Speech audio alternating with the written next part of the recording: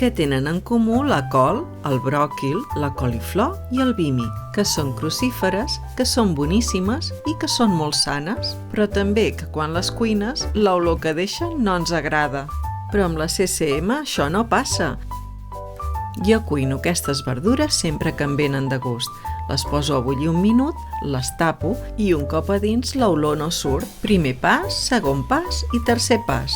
La tanquem bé, la deixem 1 hora i mitja o més i es cuinarà tota sola. Sí, sense consum energètic.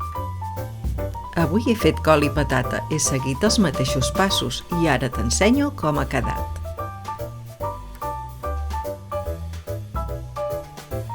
I és que la verdura cuinada a baixa temperatura queda insuperable. Ara ja no tens excusa. Has provat de fer l'ensaladilla de coliflor? Doncs queda molt lleugera. Cuina les teves verdures preferides sempre que et vinguin de gust.